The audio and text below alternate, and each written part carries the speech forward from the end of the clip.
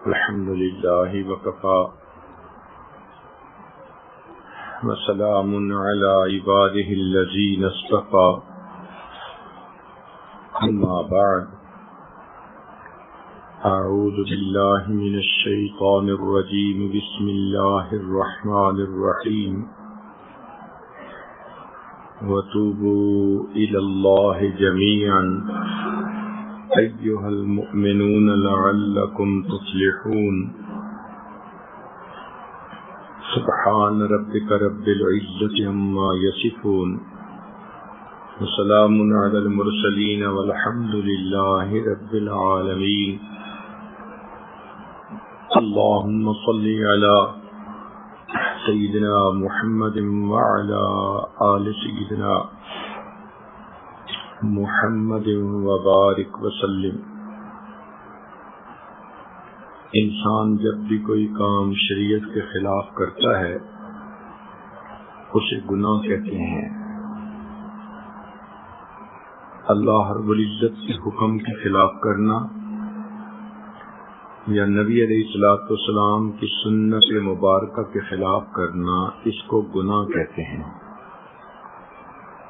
ایسا کام انسان کے دل پر ظلمت آنے کا باعث ہوتا ہے۔ نیکی کرنے سے دل منور ہوتا ہے، گناہ کرنے سے دل سیاہ ہوتا ہے۔ اگر گناہوں پہ گناہ ہوتے رہیں تو یہ دل اتنا سیاہ ہو جاتا ہے کہ ظلمات بعضها فوق بعض، ظلمتوں کے اوپر ظلمتیں، اندھیروں پہ اندھیرا، دل بالکل سیاہ ہو جاتا ہے، سخت ہو جاتا ہے۔ چنانچہ گناہوں کے کچھ اثرات ہیں جن میں سے ایک اثر یہ کہ گناہ انسان کے دل کو پریشان رکھتا ہے۔ کوئی آدمی کتنے ہی کامیاب طریقے سے گناہ کیوں نہ کرے، اس کا دل پریشان ہوتا ہے۔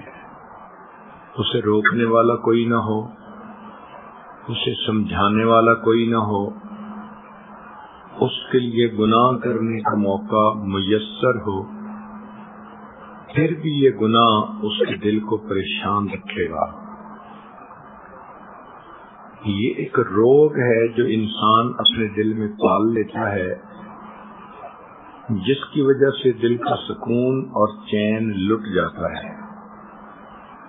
وہ نوجوان بچے جو غیر کے ساتھ انوالو ہو جاتے ہیں، آپ ان کی زندگیوں کو دیکھیں، نہ ان کو سکون ہے، نہ رات کی نیند ہے، نہ ان کو کسی سے بات کرنے کا وقت ہے، ہر وقت اپنے خیالوں میں ڈوبے ہوئے اور الجھے ہوئے اور پریشان ایسے لگتا ہے کہ سکون تو ان سے روٹ ہی گیا ہے۔ یہ اصل میں اس گناہ کی وجہ سے ہوتا ہے، اور یہ بھی ہر وقت کا ڈر، کسی کو پتہ نہ چل جائے، کہیں بے عزتی نہ ہو جائے، ذلت نہ ہو، ماں باپ کی بدنامی نہ ہو۔ تو ایک گناہ کی وجہ سے پریشانیوں کے دروازے کھل جاتے ہیں۔ کتنے لوگ ہیں جن کو اللہ نے مال و منال دیا، دنیا کی ہر نعمت دی، وہ ایئر کنڈیشن کمروں کے اندر کمبل میں لیٹے ہوتے ہیں، نرم گدے ہوتے ہیں، مگر ان کو نیند نہیں آتی، کروٹیں بدلتے رہتے ہیں، بلکہ نیند کی گولیاں کھاتے ہیں پھر بھی نیند نہیں آتی۔ پھر کہتے بھی ہیں کہ جی جو چاہتے ہیں کھاتے ہیں، پیتے ہیں، جہاں چاہتے ہیں سوتے ہیں، دل پریشان ہے۔ اس کی وجہ یہ کہ دل کے سکون کا تعلق نیکی کے ساتھ ہے، اتنی تسکین ہے وابستہ تیرے نام کے ساتھ، نیند کانٹوں پہ بھی آ جاتی ہے آرام کے ساتھ۔ جب اللہ رب العزت کی طرف دھیان نہ رہا، گناہوں میں الجھ گئے، تو اللہ ایسے لوگوں کو سکون سے محروم کر دیتے ہیں۔ گناہ کرتے ہیں مزے لینے کے لیے اور الٹا گناہ کر کے پریشان ہو جاتے ہیں۔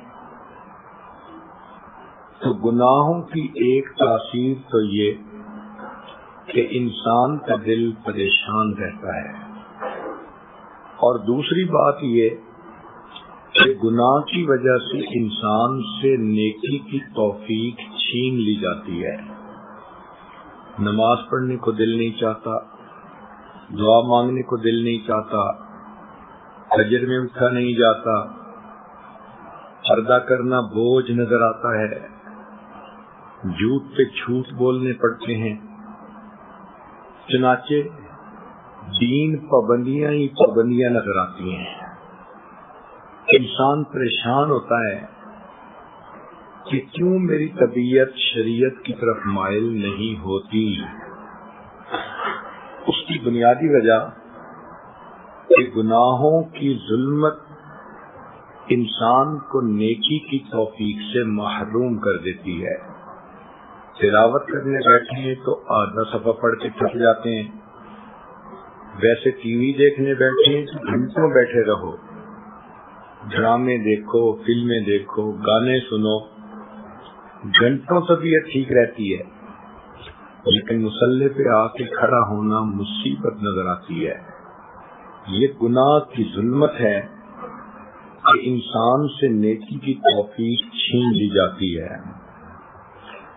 تو ایک تو گناہ سے دل سیاہ ہوتا ہے، دوسرا دل کا سکون لٹ جاتا ہے، اور تیسرا نیکی کی توفیق چھین لی جاتی ہے۔ اس لیے ہمیں چاہیے کہ ہم گناہوں کو چھوڑ کر نیکوکاری کی زندگی گزارنے کی عہد کریں۔ ابن تیمیہ رحمۃ اللہ علیہ نے اپنی کتاب الایمان الاوسط میں 10 وجوہات لکھی ہیں جن سے انسان کے گناہ معاف ہوتے ہیں۔ امید ہے کہ مستورات ان 10 وجوہات کو توجہ کے ساتھ سنیں گی اور کوشش کریں گی کہ جتنے گناہ بخشوا سکیں اتنا بہتر ہے۔ سب سے پہلی چیز جس سے گناہ معاف ہوتے ہیں اس کو کہتے ہیں توبہ۔ توبہ کا مطلب ہوتا ہے تنزیہ القلب عن الذنب، کہ دل کو گناہ سے انسان خالی کر لے، دل میں گناہ کی حسرت نہ رہے، دل میں گناہ کی چاہت نہ رہے، دل پاک ہو جائے۔ پہلے دل پاک ہوگا، پھر گناہوں سے انسان کا چھٹکارا ہوگا۔ عہد کرے کہ اللہ میں نے آئندہ گناہ نہیں کرنے۔ یہ توبہ ڈیلیٹ کمانڈ کی مانند ہے۔ جس طرح آپ کے سیل فون سے میسج آیا اور آپ نے ڈیلیٹ کر دیا تو وہ ایسے جیسے کہ تھا ہی نہیں۔ اسی طرح توبہ کر لینے سے انسان کے کیے ہوئے تمام گناہ ڈیلیٹ ہو جاتے ہیں، نامہ اعمال سے ہی ختم کر دیے جاتے ہیں۔ حدیث پاک میں نبی اسلام نے ارشاد فرمایا التائب من الذنب کمن لا ذنب لہ، کہ گناہ سے توبہ کرنے والا ایسے ہوتا ہے جیسے اس نے گناہ کیا ہی نہیں ہے۔ اور یہ توبہ ہر بندے کو کرنی چاہیے۔ کافر ہے تو کفر سے توبہ کرے، عام مسلمان ہے تو گناہ کبیرہ سے توبہ کرے۔ اگر کوئی کہے میں تو گناہ کبیرہ نہیں کرتا تو وہ غفلت سے توبہ کرے کہ وقت غفلت میں گزر جاتا ہے، اگر کوئی کہے کہ میں تو اللہ سے غافل بھی نہیں ہوتا، تو اس کو بھی چاہیے کہ وساوس نفسانی اور شیطانی سے توبہ کرے۔ نیک لوگوں کو بھی شیطانی نفسانی وساوس آتے رہتے ہیں، حتیٰ کہ دوران نماز بھی آ جاتے ہیں۔ اگر کوئی بندہ یہ دعویٰ کرے کہ میری جمعیت حضوری اتنی ہو گئی کہ مجھے نفسانی خواہشات شہوات بھی پریشان نہیں کرتی، تو اس کو چاہیے کہ اپنے اخلاص کی کمی پہ توبہ کرے۔ کوئی بندہ یہ دعویٰ نہیں کر سکتا کہ میں پورے اخلاص کے ساتھ عبادت کر رہا ہوں، جب اللہ کے پیارے حبیب صلی اللہ علیہ وسلم نے فرما دیا ما عبدناک حق عبادتک، اے اللہ ہم نے آپ کی عبادت نہیں کی جیسے کہ کرنی چاہیے تھی، تو دنیا کا کون انسان ہے جو یہ سوچے کہ میں نے تو عبادت کا حق ادا کر دیا؟ اس لیے اخلاص کی کمی پر تو سب کو توبہ کرنی چاہیے۔ معلوم ہوا کہ نیک ہو یا برا ہو، ہر بندے کو اپنے حال کے مناسب توبہ کرنی چاہیے۔ یہاں ایک سوال پیدا ہوتا ہے کہ بعض گناہ ایسے ہوتے ہیں کہ کوشش کے باوجود نہیں چھوٹتے۔ جو نوجوان انوالو ہوتے ہیں کہیں، وہ سوچتے ہیں جی کہ ہم تو اس کو چھوڑ ہی نہیں سکتے، تو بھائی ہمارے لیے چھوڑنا مشکل ہے، اللہ تعالیٰ کے لیے تو چھڑوا دینا آسان ہے۔ ہم اللہ تعالیٰ کی رحمت پہ امید رکھیں اور دعا مانگیں کہ اے پروردگار آپ ہمیں گناہ کی ذلت سے بچا لیجئے، آپ ہمیں طاعات کی عزت عطا فرما دیجئے۔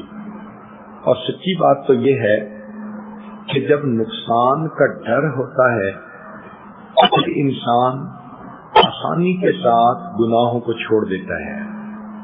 مثال کے طور پر بچھو سے ڈر ہوتا ہے کاٹنے کا، کوئی بھی قریب نہیں جاتا۔ سانپ کا ڈر ہوتا ہے، کوئی بھی قریب نہیں جاتا۔ بجلی کا ڈر ہوتا ہے، کوئی بھی اس کو انگلی نہیں لگاتا۔ آگ سے ڈر ہوتا ہے، ہر بندہ دور رہتا ہے۔ تو جس طرح دیکھنے میں سانپ اتنا خوبصورت ہے مگر ہم نے کبھی بھی اس کو نہیں پکڑا، اس لیے کہ ہم سمجھتے ہیں کہ اگر سانپ نے ڈس لیا تو موت واقع ہو جائے گی۔ اسی طرح مومن کے دل میں یہ یقین آ جاتا ہے اگر میں نے کبیرہ کو کر لیا تو میری روحانی موت واقع ہو جائے گی۔ تو اس طرح انسان گناہوں کے تقاضے کو دبا سکتا ہے اور نیکی کی زندگی گزار سکتا ہے۔ دوسرا عمل جس سے کہ انسان کے گناہ معاف ہوتے ہیں اس کو کہتے ہیں الاستغفار، کہ انسان اپنے گناہوں پہ نادم ہو، جتنا استغفار کرے گا اتنا گناہ زیادہ بخشے جائیں گے۔ یہ استغفار اللہ رب العزت کو بڑا محبوب اور اس کی وجہ سے انسان کو بڑی نعمتیں ملتی ہیں۔ چنانچہ سیدنا حسن رضی اللہ تعالیٰ عنہ کے پاس ایک نوجوان آیا، کہنے لگا حضرت میں بڑا گناہگار ہوں، کوئی عمل بتا دیجئے۔ فرمایا استغفار کرو۔ ایک نوجوان آیا، حضرت عرصے سے بارش نہیں ہوئی، کوئی عمل بتا دیجئے۔ فرمایا استغفار کرو۔ ایک تیسرا نوجوان آیا، حضرت میں بڑا غریب ہوں، رزق کی تنگی ہے، کوئی عمل بتا دیجئے۔ فرمایا استغفار کرو۔ ایک نوجوان آیا، میں بے اولاد ہوں، دعا کیجئے کہ مجھے اولاد نرینہ مل جائے۔ فرمایا استغفار کرو۔ ایک نوجوان آیا، کہ جی میرا باغ ہے، دعا کیجئے کہ پھل اچھا ملے. فرمایا استغفار کرو. ایک آدمی آیا، دعا کیجئے کہ میرے گھر سے پانی کا کنواں نکل آئے، چشمہ نکل آئے. فرمایا استغفار کرو. سننے والا حیران کہ ہر بندے نے مختلف تقاضا سامنے رکھا، مگر حضرت نے عمل ایک ہی بتایا. تو پوچھا اس نے کہ حضرت یہ کیا کہ ہر کام کے جواب میں آپ نے استغفار ہی بتایا؟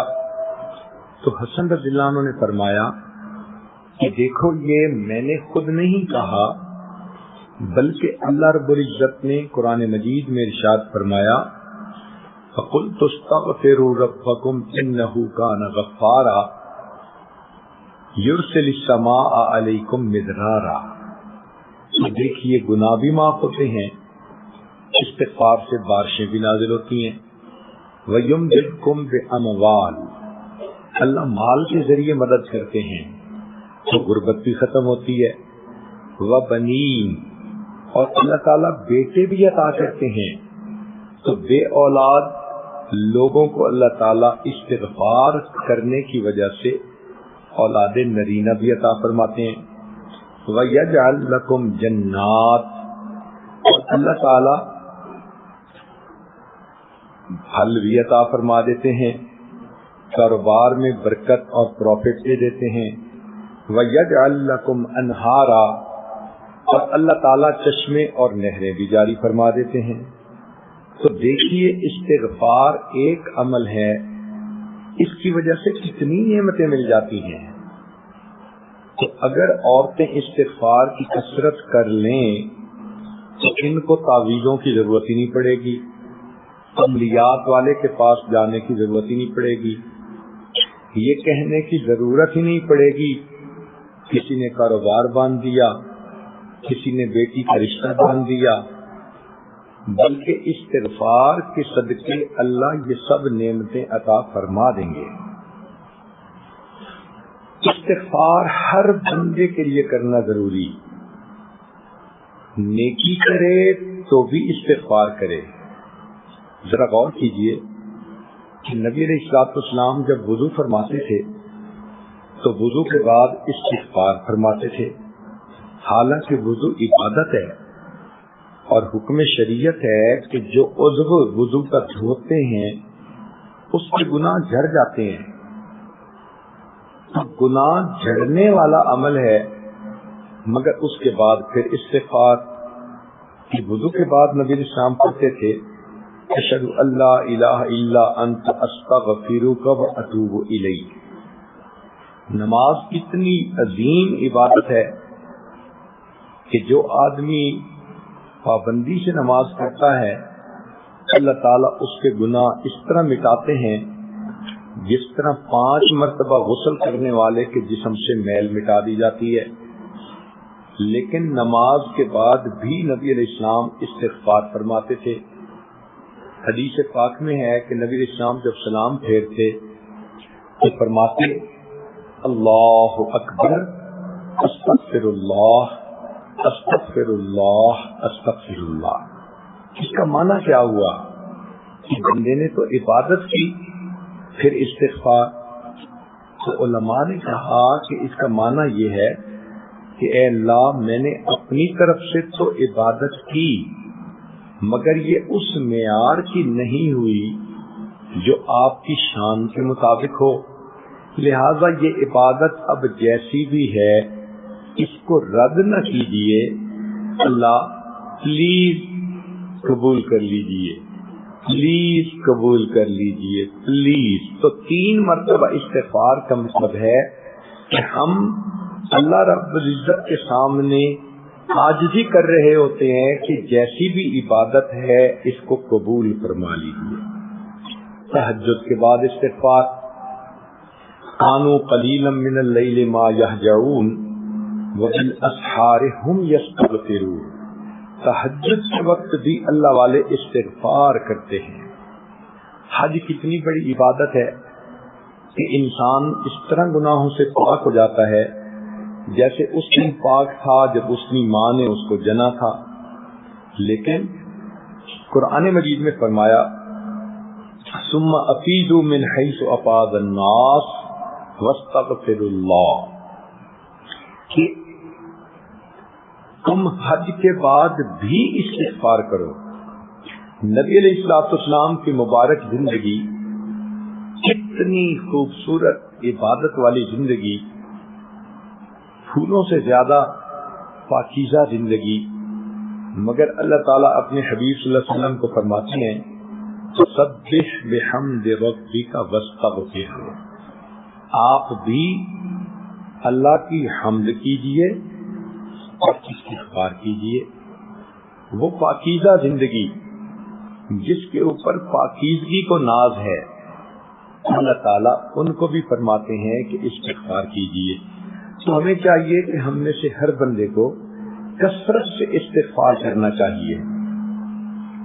استغفر اللہ اتنا بھی پڑھ سکتی ہیں، اور اگر پورا پڑھیں استغفر اللہ ربی من کل ذنب واتوب الیہ تو بھی ٹھیک ہے۔ تو پہلا عمل توبہ کرنا اور دوسرا عمل استغفار کرنا۔ تیسرا عمل الحسنات الماحیہ، کہ انسان جو نیک اعمال کرتا ہے ان کی وجہ سے اس کے گناہ معاف ہو جاتے ہیں، نماز سے گناہ دھل جاتے ہیں،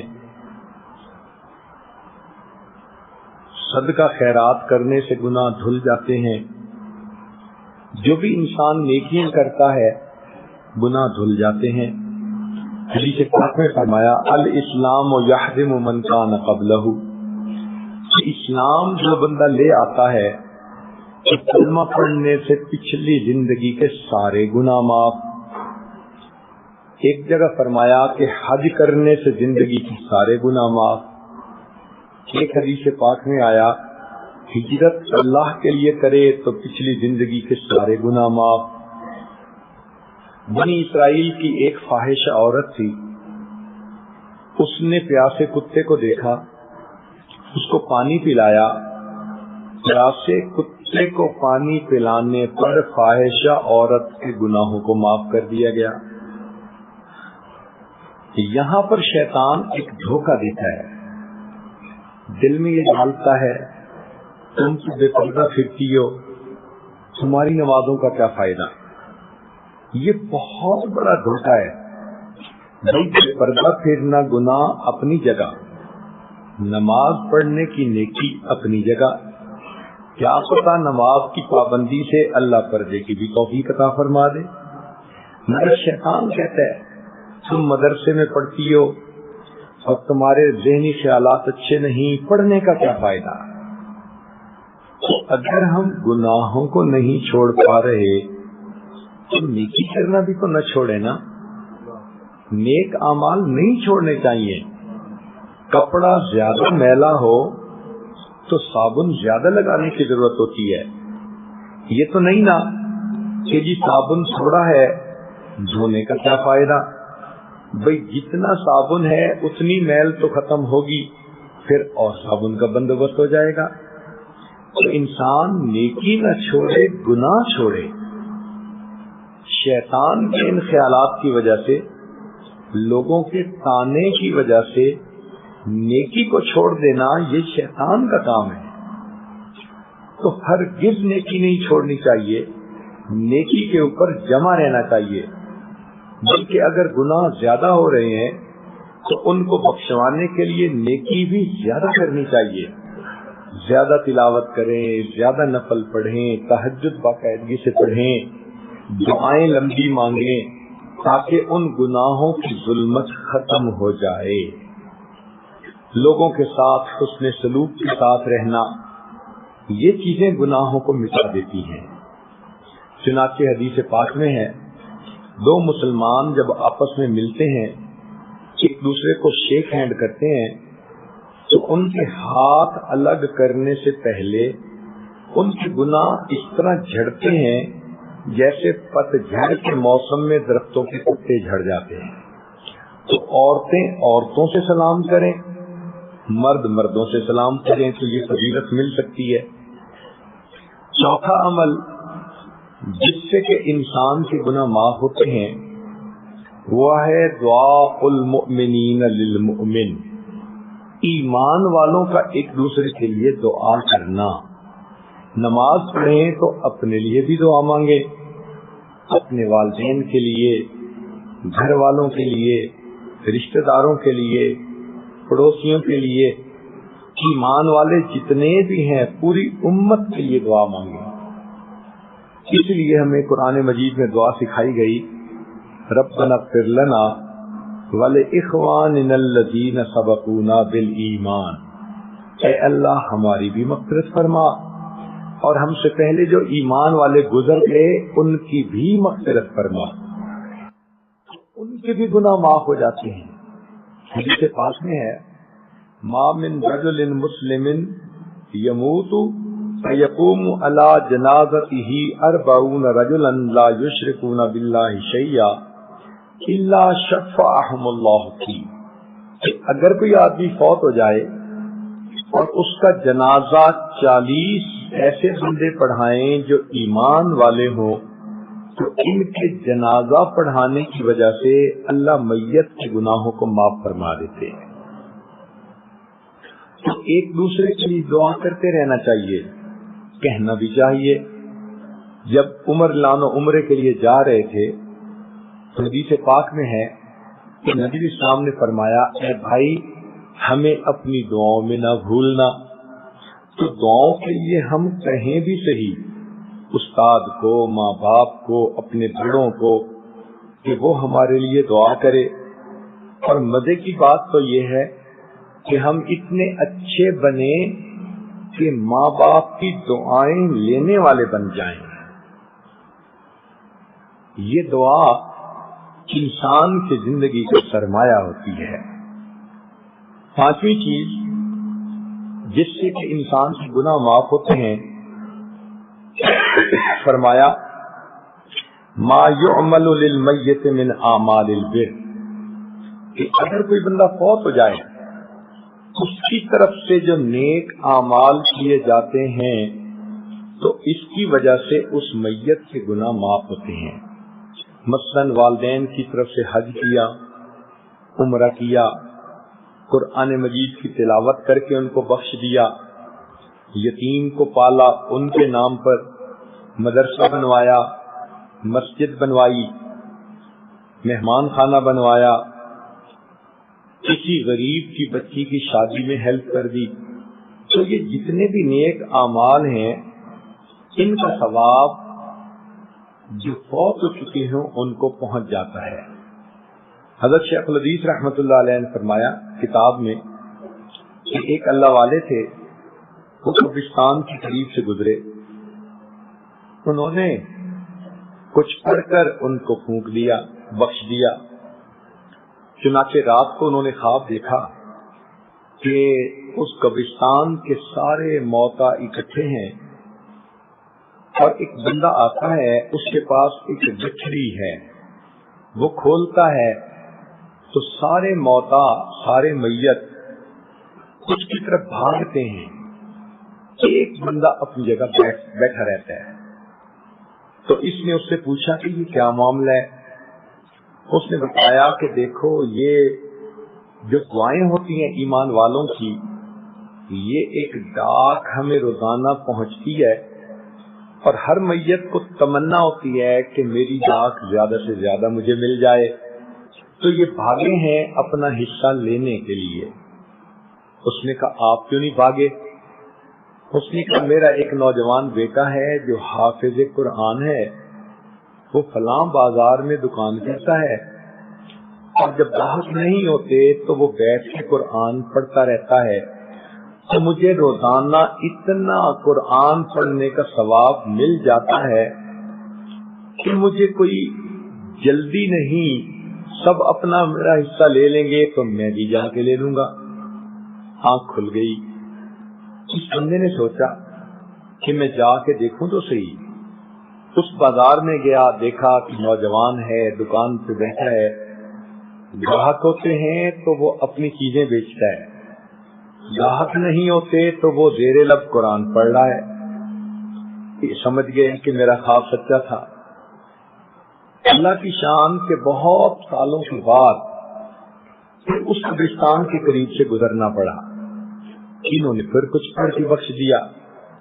رات کو خواب میں دیکھا موتا ہے اور کوئی ڈاک لاتا ہے اور سب اپنا حصہ لینے کے لیے بھاگتی ہیں، مگر اس دفعہ وہ بندہ بھی بھاگتا ہے جو پہلے بیٹھا ہوا تھا۔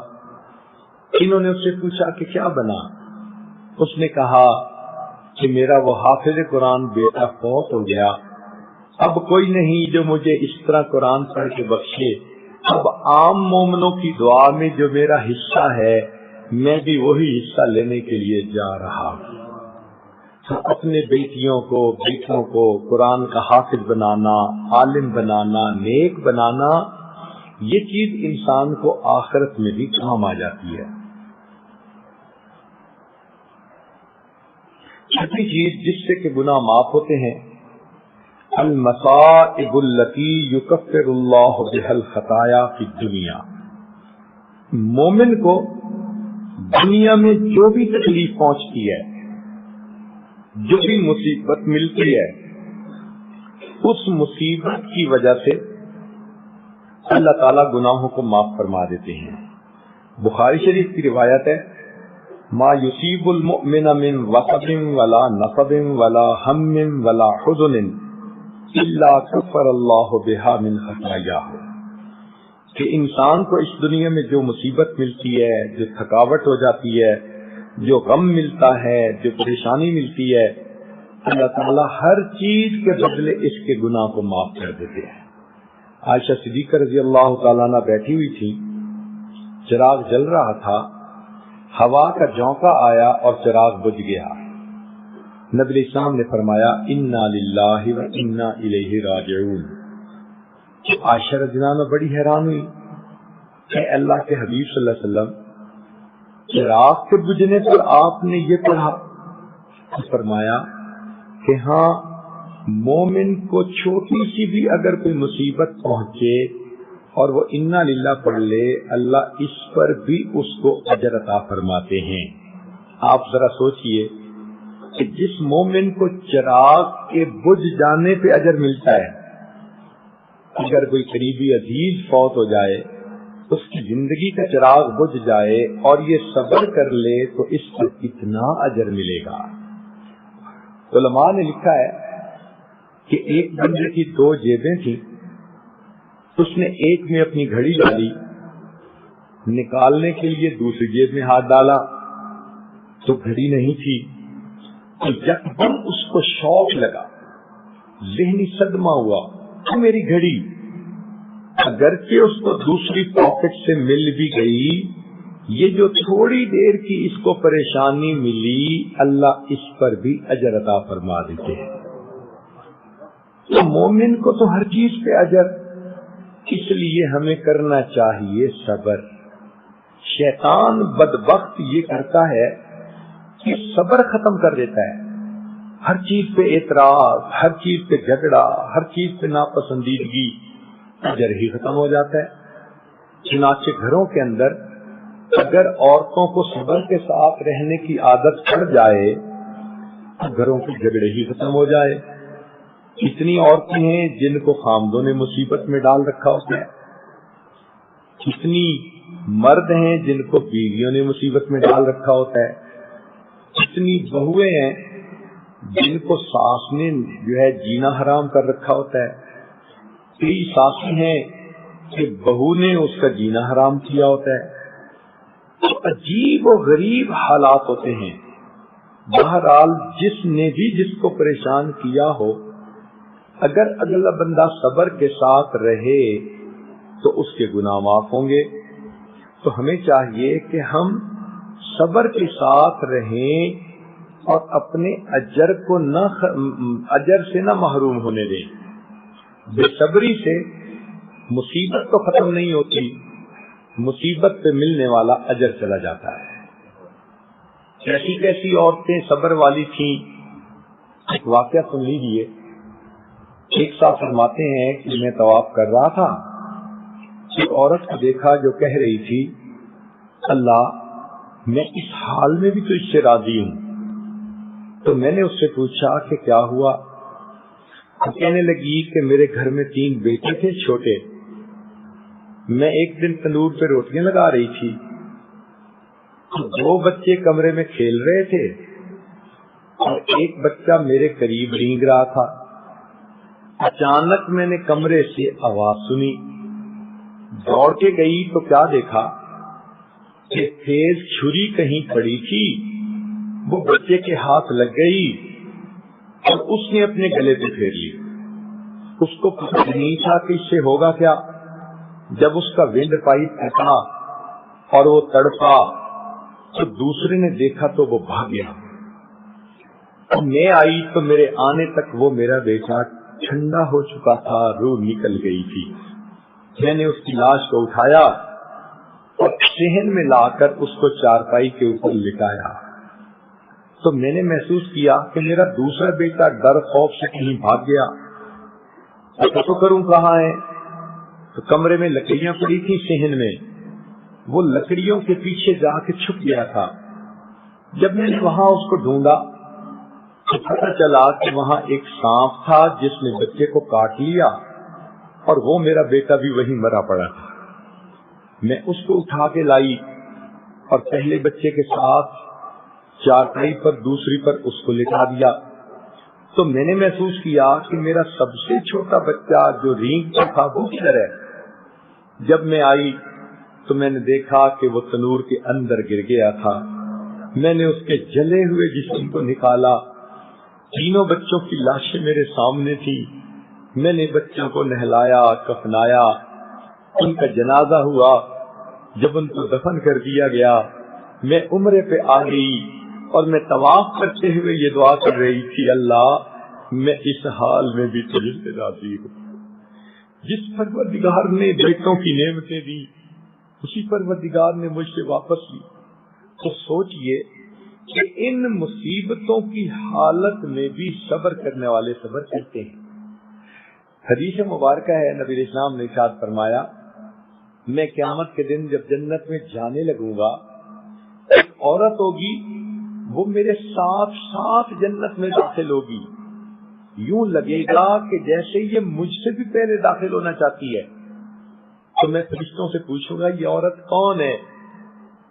تو مجھے بتایا جائے گا یہ آپ کی امت کی ایک بیوہ عورت ہے، مگر اس کے 12 بچے تھے اور ایک بچہ بچپن کے اندر فوت ہوتا گیا.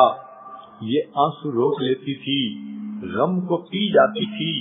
اس نے اپنی زندگی میں 12 بچوں کو نہلایا، اپنا کے دفن کے لیے بھیجا. ان مصیبتوں پر صبر کرنے کی وجہ سے اللہ نے اس ماں کو اتنا درجہ دیا کہ یہ جنت میں نبی اسلام کے پیچھے پیچھے جنت میں داخل ہو. تو ہمیں زندگی میں جو بھی مصیبتیں پریشانیاں ملے ہم صبر برداشت کر لیں. یہ ہے ہی دنیا، یہاں صبر ہی کرنا پڑتا ہے. ان اللہ مع الصابرین، اللہ تعالیٰ صبر کرنے والوں کے ساتھ ہے. غم مانگے نہیں، اللہ سے عافیت مانگے. لیکن اگر غم آ جائے تو صبر کیا کریں تاکہ صبر کا اجر ضائع نہ ہو. 7ویں چیز جس سے کہ انسان کے گناہ معاف ہوتے ہیں، ما يحصل في القبر من الفتنة والضغطة والروع. انسان جب فوت ہوگا اور قبر میں جائے گا تو قبر کے اندر اس کو ضغطہ قبر پیش آئے گا. ضغطہ قبر کہتے ہیں کہ قبر کی دیواریں ملتی ہیں اور بندے کو پیش کرتی ہیں. اگر تو ہو گناہگار تو پھر تو اتنا دباتی ہیں کہ دائیں سائیڈ کی پسلیاں بائیں طرف اور بائیں سائیڈ کی پسلیاں دائیں طرف ہو جاتی ہیں. اتنی تکلیف ہوتی ہے. اس کو ضغطہ قبر پیش کہتے ہیں. اور یہ ضغطہ قبر نیکوں کو بھی پیش آئے گا اور بروں کو بھی پیش آئے گا. حیران ہوگی آپ ان نیکوں کو بھی پیش آئے گا. جی نبی علیہ السلام کے ایک صحابی سعد رضی اللہ عنہ فوت ہوئے. نبی علیہ السلام نے ان کا جنازہ پڑھایا اور جب قبرستان کی طرف چلنے لگے تو اللہ کے حبیب صلی اللہ علیہ وسلم پنجوں کے بل چل رہے تھے.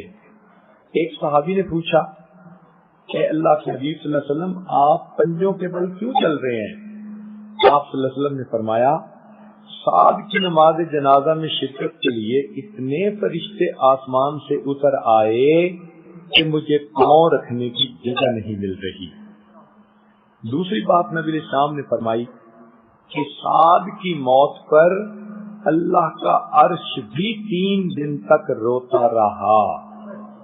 یہ وہ صحابی ہیں کہ جن کی وفات پر اللہ کا عرش بھی 3 دن رویا. ایسی شخصیت، مگر اللہ کے حبیب صلی اللہ علیہ وسلم نے فرمایا سعد کو بھی ضغط قبر پیش آیا. تو معلوم ہوا کہ ضغط قبر تو ہر ایک کو پیش آئے گا. تو سوال پیدا ہوتا ہے کیوں پیش آئے گا؟ اگر نیک ہیں تو سن لیجئے کہ دنیا کے اندر جو ہم نے اللہ کی نعمتیں کھائیں، لذتیں اٹھائیں، کپڑے پہنے، بن سنور کے رہے، آسان اور سکون زندگی ملی، ایئر کنڈیشن کمرے، خوبصورت محل نما گھر، گاڑیوں کی سفر، تو یہ جتنی اللہ کی نعمتیں ہیں ان کی بھی تو قیمت پے کرنی ہوتی ہے. مثال یوں سمجھیں، آپ اگر کسی ریسٹورینٹ پہ جاتی ہیں کھانا کھانے کے لیے، اپنی مرضی کی ڈشز تو منگاتی ہیں، لیکن جب اٹھنے لگتی ہیں تو بل تو پے کرنا پڑتا ہے.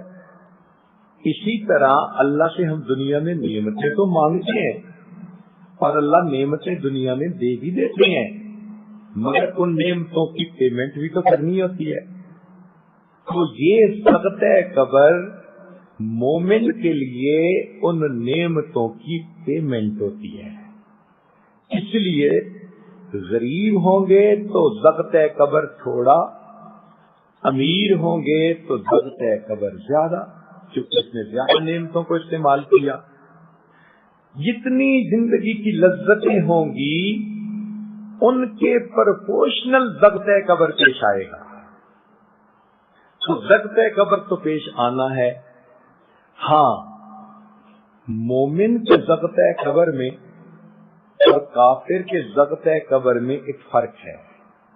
وہ یہ کہ فرض کرو آپ کا ہاتھ دروازے میں آ گیا، پریس ہوا تو تکلیف ہوئی، کئی دن تکلیف دی جاتی، تو یہ بھی ہاتھ کا پریس ہونا ہے. اور کئی مرتبہ آپ کے سر میں درد ہوتا ہے، آپ بیٹی کو کہہ دیتی ہیں بیٹی ذرا سر دباؤ، بیٹی بھی سر دباتی ہے، مگر اس سر کے دبانے سے راحت ہوتی ہے. اب دبانا تو دونوں کو کہیں گے، پاؤں بھی دبا ہاتھ بھی دبے، مگر وہ تکلیف کا باعث بنے. سر بھی دبایا گیا مگر راحت کا باعث بنا. تو دنیا میں جو فاسق فاجر ہوں گے یا کافر ہوں گے، ان کو قبر میں جو ضغط پیش آئے گا وہ تو ہوگا پسلیاں دبا کر تکلیف پہنچانے والا.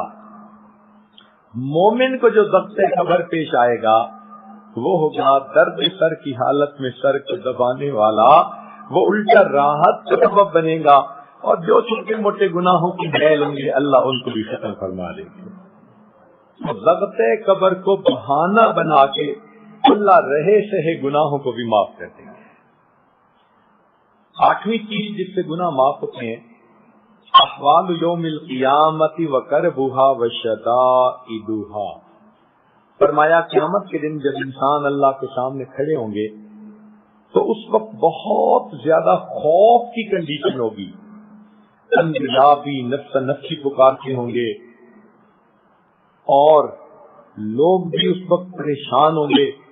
ہر انسان اپنے گناہوں کے بقدر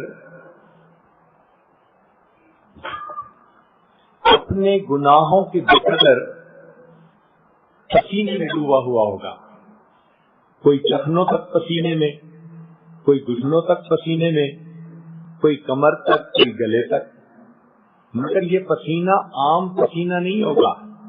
حدیث پاک میں فرمایا یہ ایسا پسینہ ہوگا کہ جیسے پانی کے اندر آلو ابل رہا ہوتا ہے، انڈا ابل رہا ہوتا ہے، انسان اپنے پسینے کے اندر ابل رہا ہوگا۔ اس وقت سورج کی گرمی انتہا پر ہوگی، پسینہ ہوگا، خوف ہوگا، جہنم جوش میں آئے گی اور شعلے اڑیں گے، انگارے پہاڑوں برابر بڑے، اور جب وہ اوپر اڑیں گے تو انسانوں پر آ کر گریں گے۔ کوئی انسان ایسا نہیں ہوگا جس کو یہ ڈر نہ ہو کہ کہیں شعلہ میرے اوپر نہ گرے، حتیٰ کہ انبیاء بھی پھیلاتے ہوں گے۔ وہ خوف، وہ دہشت، وہ وحشت، وہ انسان کے گناہوں کے معاف ہونے کا سبب بن جائے گی۔ اس دن کی پیاس، اس دن کی ندامت انسان کے لیے گناہوں سے بچاؤ کا سبب بن جائے گی۔ نویں چیز جس سے گناہ معاف ہوں گے، فرمایا شفاعت النبی صلی اللہ علیہ وسلم فی اہل الذنوب یوم القیامہ۔ قیامت کے دن اللہ کے حبیب صلی اللہ علیہ وسلم اپنے گنہگار امتیوں کی شفاعت فرمائیں گے۔ بخاری شریف کی روایت ہے، نبی اسلام نے فرمایا خیرت بین ان یدخل نصف امتی الجنہ وبین الشفاعہ فاخترت الشفاعہ۔ اللہ رب العزت نے مجھے چوائس دیا، اے میرے حبیب صلی اللہ علیہ وسلم، یا تو میں آپ کی آدھی امت کے گناہوں کو معاف کر کے جنت دے دوں گا، یا پھر آپ جن کی شفاعت کریں ان کو بھیج دوں گا۔ نبی اسلام نے فرمایا فاخترت الشفاعہ، میں نے شفاعت کو پسند کر لیا، میری شفاعت سے آدھی سے زیادہ امت جو گناہگار لوگ ہوں گے اللہ ان کو جنت عطا فرما دے گا۔ اللہ اکبر کبیرہ۔ نبی علیہ الصلوۃ والسلام نے ارشاد فرمایا ہر نبی کو اللہ تعالیٰ نے ایک ایسی دعا مانگنے کا اختیار دیا کہ جیسی دعا مانگیں گے من و ان قبول کر لی جائے گی۔ تو سب انبیاء نے دعائیں مانگی۔ ایک صحابی نے پوچھا اے اللہ کے حبیب صلی اللہ علیہ وسلم، آپ کو بھی اختیار ملا؟ نبی علیہ السلام نے فرمایا ہاں، مجھے بھی اللہ تعالیٰ نے اختیار دیا، مگر میں نے دعا مانگی نہیں، میں نے اس کو ذخیرہ بنا لیا۔ قیامت کے دن جب میری امت کا حساب ہو رہا ہوگا اس وقت میں وہ دعا مانگوں گا، اور اس وقت تک جنت میں نہیں جاؤں گا جب تک میرا آخری امتی بھی جنت میں نہیں داخل ہو جائے گا۔ اللہ اکبر کبیرہ۔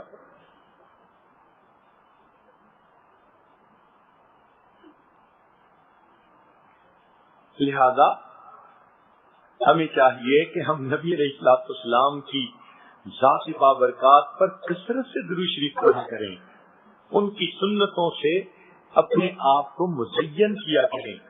یہ قیامت کے دن شفاعت ان لوگوں کو ملے گی جو نبی علیہ الصلوۃ والسلام کی سنت کا احترام کرنے والے لوگ ہوں گے۔ آج عورتوں کے طبقے میں سنت کی پابندی بہت کم ہے، ان کو فیشن اچھے لگتے ہیں، ان کو یورپ کے ڈیزائن اچھے لگتے ہیں، یہ بچوں کو بھی لباس وہی پہنانا پسند کرتی ہیں، ان کو زبان بھی وہی کی اچھی لگتی ہے۔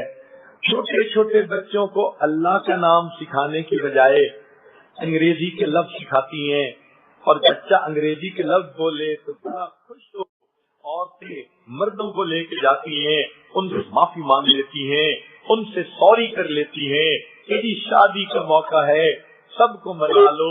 حتیٰ کہ جس گھر میں سب روٹھے آ گئے اس گھر سے اللہ اور اس کے حبیب صلی اللہ علیہ وسلم کے طریقوں کو نکال دیا، تو ہم نے پھر ان کا تو مقام نہ سمجھا، ان کے ساتھ نہ کی، ہم نے ان کے جو ہے ضرور آ جاتا ہے جو سنت کے مطابق زندگی گزارنے والا بندہ ہوگا قیامت کے دن اللہ کے حبیب صلی اللہ علیہ وسلم کے سامنے جائے گا.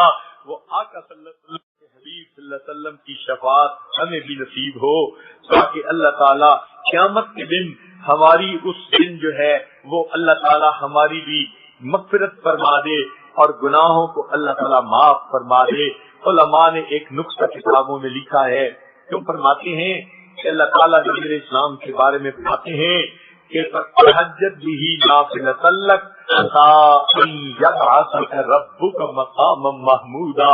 اے میرے محبوب صلی اللہ علیہ وسلم تہجد کے نوافل بالمؤمنین رحیما. اے میرے بندو تم دنیا میں ایمان بچا کے چلے آؤ گے تو پھر دیکھنا میں قیامت میں تمہارا کیا اکرام کرتا ہوں, میں تمہارے لیے کیا مہربانیاں کرتا ہوں. تو اللہ تعالیٰ قیامت کے دن اپنے بندوں پر مہربانی فرمائیں گے اور ان کے گناہوں کو معاف کریں گے صرف اس وجہ سے کہ ان اللہ بالناس لرؤوف الرحیم. ماں بچے کے مامتا کی وجہ سے شفیق ہوتی ہے, اللہ اپنی رحمت کی وجہ سے اپنے بندوں پہ شفیق ہے. اتنی رحمت ہوگی, حضرت قاری محمد طیب رحمت اللہ علیہ نے لکھا کہ قیامت کے دن اللہ تعالیٰ کی اتنی رحمت ہوگی کہ ایک وقت آئے گا شیطان بھی سر اٹھا کر دیکھے گا شاید میری بھی مغفرت ہو جائے. اگر شیطان کو بھی امید لگ سکتی ہے تو پھر چلنے والوں کے تو مزے ہوں گے جو ایمان بچا کے دنیا سے چلے گئے. اللہ کی رحمت ہوگی اور اللہ کی رحمت سے سارے جنت میں چلے جائیں گے. امام غزالی رحمت اللہ علیہ نے عجیب واقعہ لکھا ہے, وہ سنا کے یہ عاجز بات کو مکمل کر دیتا ہے.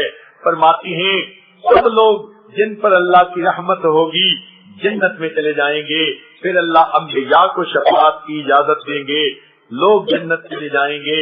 پھر علماء, شہداء, صلحاء, عام جنتی بھی شفاعت کریں گے. حتیٰ کہ جس کے دل میں ذرہ برابر بھی ایمان ہوگا سارے کے سارے بالآخر جہنم سے نکال کے جنت میں ڈال دیے جائیں گے.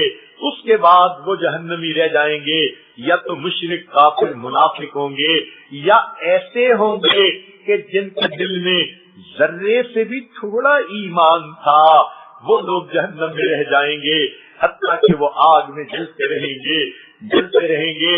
جب اللہ تعالیٰ چاہیں گے یا اللہ کی رحمت جب جوش میں آئے گی اللہ تعالیٰ کیا کریں گے, ان جہنمیوں میں اور جو مشرک کافر ہوں گے ان کے درمیان کی آگ کو اللہ تعالیٰ شیشے کی طرح ہو کر آئے ہو جب جنتی مذاق کریں گے.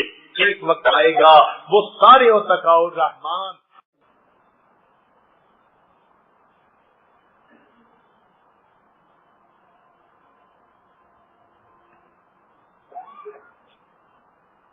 کسی اللہ والے نے نبی اسلام کی شان میں اشعار کہے ہیں.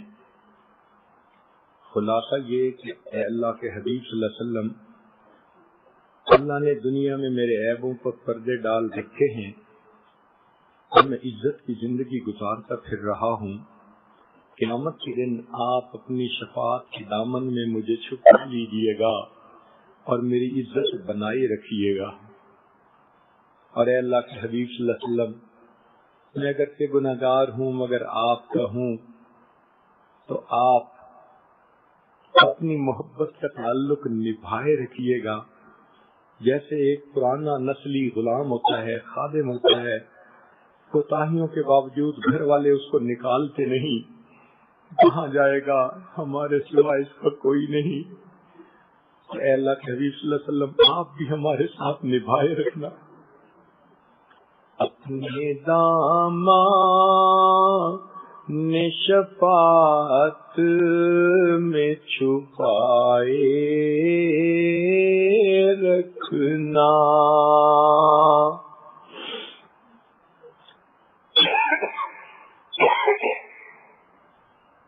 اپنے دامن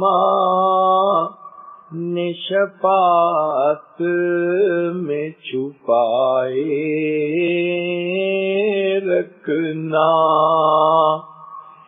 میرے سرکار میری بات بنائے رکھنا، آپ کی یاد ستاتی ہے تو رو لیتے ہیں، اپنی یادوں کہ ہمیں روگ لگائے رکھنا، میں نے مانا کہ گناہگار ہوں پر آپ کا ہوں، میں نے مانا کہ گناہگار ہوں پر آپ کا ہوں، اس گناہگار سے سرکار نبھائے رکھنا، اس گناہگار سے سرکار نبھائے رکھنا،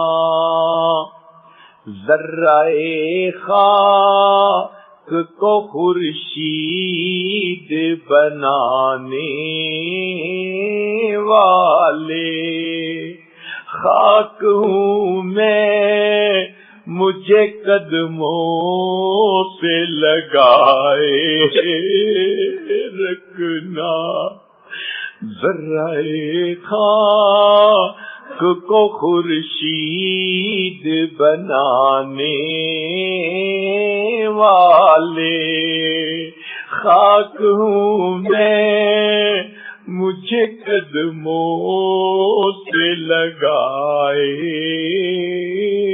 رکھنا، اپنے دامان شفاعت میں چھپائے رکھنا، میرے سرکار میری بات بنائے رکھنا۔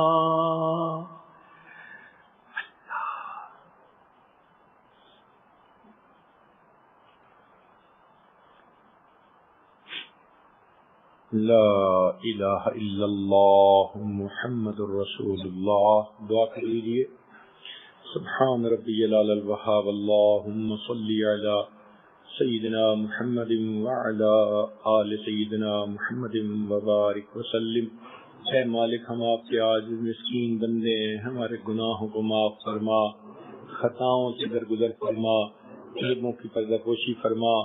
اللہ ہماری نگاہوں کو پاک فرما، دلوں کو صاف فرما، سینوں کو اپنی محبت سے لبریز فرما، اپنی عشق کی آتش ہمارے سینوں میں پیدا فرما، ہمارے انگ انگ سے اپنے ذکر کو جاری فرما، روئے روئے سے اپنے ذکر کو جاری فرما، ہڈی ہڈی بوٹی بوٹی میں اپنی محبت پیدا فرما۔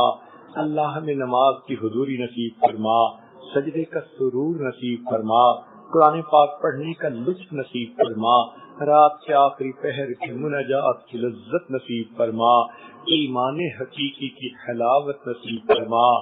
میرے مولا، ہماری ظاہر کی بیماریوں کو دور فرما، باطن کی بیماریوں کو دور فرما۔ اللہ ہمارے علم میں برکت عطا فرما، عمل میں برکت عطا فرما، رزق میں برکت عطا فرما، صحت میں برکت عطا فرما، دین میں برکت عطا فرما، اولاد میں برکتیں عطا فرما۔ اللہ ہمارے وقت میں برکتیں عطا فرما، وقت کے مناسب اچھے فیصلے کرنے کی توفیق عطا فرما، آنے والے وقت کو گزرے وقت سے بہتر فرما، آنے والی زندگی کو گزری زندگی کا کفارہ بنا۔ اے کریم آقا، ہمیں گناہوں کی ذلت سے محفوظ فرما اور ہمیں طاعات کی عزت نصیب فرما۔ اے رب کریم، ہمارے حال پر رحمت کی نظر فرما۔ اللہ، بچہ پریشان ہوتا ہے، ماں باپ کی طرف دوڑتا ہے، بندہ پریشان ہوتا ہے، پروردگار کی طرف لوٹتا ہے۔ اے بے قسم کے دستگیر، اے ٹوٹے دلوں کو تسلی دینے والے، اے خالی جھولیوں کو بھر دینے والے، آپ کے بندے اور بنیاں آپ کے سامنے جھولیاں پھیلائے بیٹھے ہیں، اللہ بھکاری آپ کے دروازے پہ حاضر ہیں، اللہ مدد کر دیجئے، رحمت کی نظر کر دیجئے، تیری ایک نگاہ کی بات ہے، میری زندگی کا سوال ہے، اللہ رحمت کی ایک نظر فرما دیجئے، ہماری بگڑی بنا دیجئے، اللہ ہمیں سعید لوگوں میں شامل فرما لیجئے، اے اللہ ہمیں نیک متقی لوگوں میں شامل فرما لیجئے، اے اللہ مہربانی کا معاملہ فرما، بے اولادوں کو نیک اولاد عطا فرما، جو صاحب اولاد ان کی اولادوں کو نیکوکار بنا، فرما بردار بنا، ماں باپ کی آنکھوں کی ٹھنڈک بنا، جن گھروں میں اے اللہ بچے بچیاں نوجوان ہیں بچوں کے مستقبل کو روشن فرما، ماں باپ کے لیے فرض ادا کرنے آسان فرما، جو عورتیں گھر بار سے پریشانیوں کو دور فرما،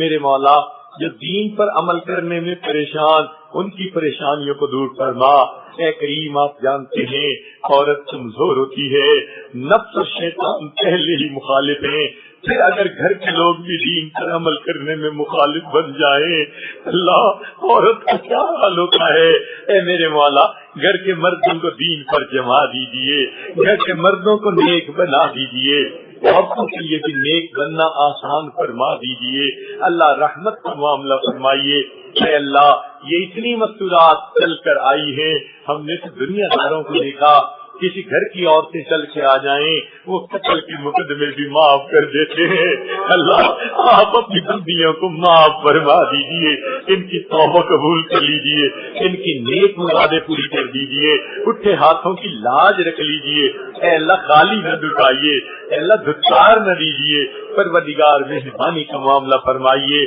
اللہ مہربانی کا معاملہ فرما، دل کی نیک مرادوں کو پورا فرما، اللہ کرم کا معاملہ فرما، جتنے اس مجمع میں مرد ہیں یا عورتیں ہیں اللہ سب کی اٹھنے سے پہلے بخشش فرما دیجئے اور آئندہ نیکوکاری کی زندگی عطا فرما دیجئے، اے کریم آپ نے فرمایا وَأَمَّا السَّائِلَ فَلَا تَنْهَرْ، سوالی کو انکار نہ کرو، اے کریم آقا جب سوالی کو انکار کرنے سے ہمیں منع کر دیا جبکہ ہم اتنی کمزور ہیں، اے اللہ آپ تو خزانوں کے مالک ہیں، ہم آپ کے دروازے کے سائل ہیں، اللہ ہمیں جھڑکیاں نہ دیجیے، ہمیں اپنے گھر سے خالی نہ اٹھا دیجیے، اللہ ہماری دعائیں قبول کیجیے، اے اللہ وہ لوگ جو کہتے تھے ان اللہ ثالث ثلاثہ، اللہ تین میں سے تیسرا ہے، ان کے بارے میں آپ قرآن مجید میں فرماتے ہیں افلا یتوبون الی اللہ ویستغفرونہ، اگر وہ بھی توبہ کر لیتے استغفار کر لیتے میں ان کے گناہ کو بھی معاف کر دیتا، اللہ اس مجمع میں تو وہ لوگ ہیں جو توحید کے نغمے گاتے ہیں، توحید کی صدا سے اللہ سچائیاں بیان کرتے ہیں، اللہ نماز میں قدم قدم پہ ہر رکن میں اللہ اکبر کی صدا بلند کر رہے ہوتے ہیں، اے اللہ جو سجدے میں سبحان ربی الاعلیٰ کا اقرار کر رہے ہوتے ہیں، اللہ ان کی تو توبہ قبول کر لیجئے، استغفار قبول کر لیجئے، اللہ رحمت کا معاملہ فرما دیجئے، میرے مولا ہماری ان دعاؤں کو اپنی رحمت سے قبول فرما، جنہوں نے دعاؤں کے لیے کہا یا کہنا چاہتے تھے خط لکھے، فون کیے، میسج کیے یا کہنا چاہتے تھے نہیں کہہ سکے، اللہ سب کی نیک مرادوں کو پورا فرما، جو آج کے پروگرام میں آنا چاہتے تھے مرد یا عورتیں نہیں آ سکے اللہ ان کو دعاؤں میں شامل فرما لیجئے، اللہ آنے والے وقت کو گزرے وقت سے بہتر فرما، آنے والی زندگی کو گزری ہوئی زندگی کا کفارہ بنا،